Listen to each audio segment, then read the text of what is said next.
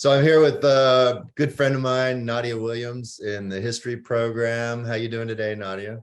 I'm doing great. How are you, Chad? Yeah, this reminds me of our old, pandemic days when we were doing this quite Yeah. a bit. But we are no longer in that same lockdown mode. But I think what we have to talk about today, briefly, is relative to that, and that's a piece that you published in the Chronicle about how COVID kind of resparked your writing career, which was always complicated by the fact that you're a mother of three and you spend a lot of time in service to your program.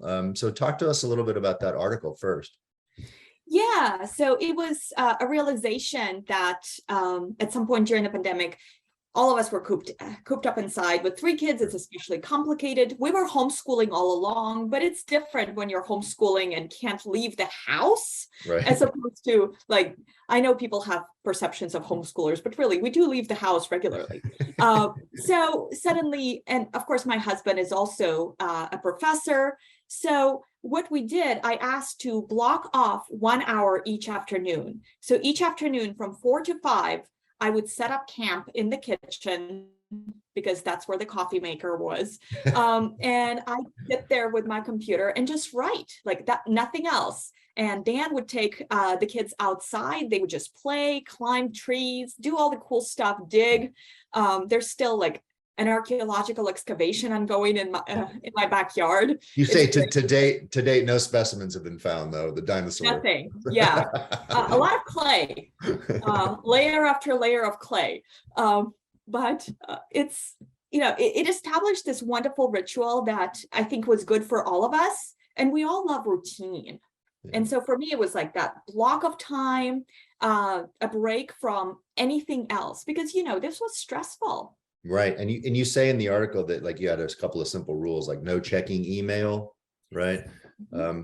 It was so easy to do, right? When you're sitting in front of a computer screen, well, I'm gonna check email. Nope. No, so just and I got from the article too that you talk about the productivity that you enjoyed during that. You got you finished a book manuscript. Yes. So I just sent it off a few weeks ago. And even that summer when I first that spring summer when I first started this routine, I wrote 2 academic articles that I sent off, and both have been published since then. I started writing shorter pieces for the general public.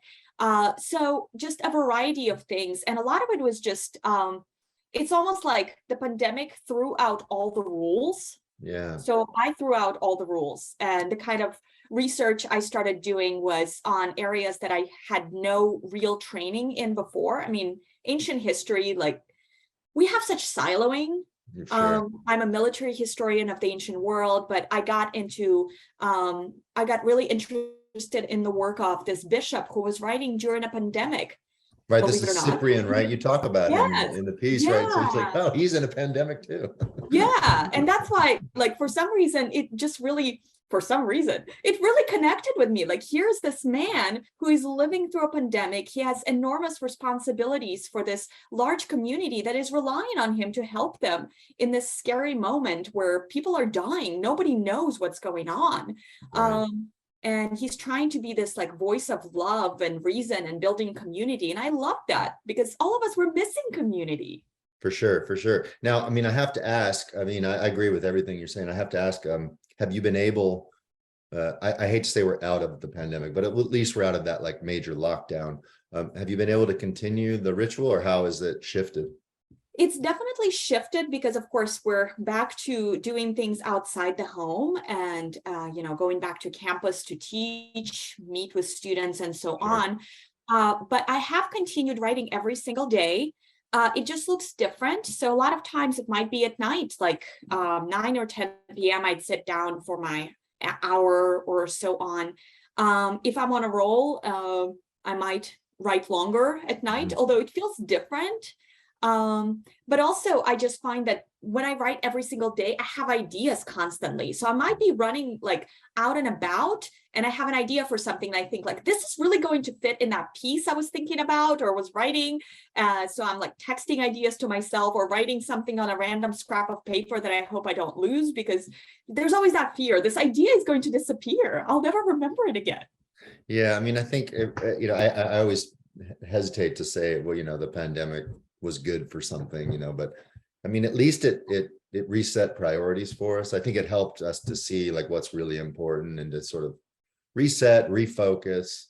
And you've had such success there. I hope more people can take away that lesson, at least to kind of set aside time for writing, but maybe writing isn't your thing. I mean, how many people started baking or getting into cooking or painting or even whatever? You need some sort of release from the stress and the rigors of just existence, particularly with 3 kids in the house. And so I really That appreciate what creative you had to say in impulse. that article. Well, thank you. And I think there's that creative impulse. We all have that wired in us. We are made to create things, like, but that's the question. Like, what are you made to create? Words or, cookies? Dinosaur bones. Sure. Well, thanks a lot, Nadia. I appreciate it. Congratulations on all the work. Thank you. Thanks.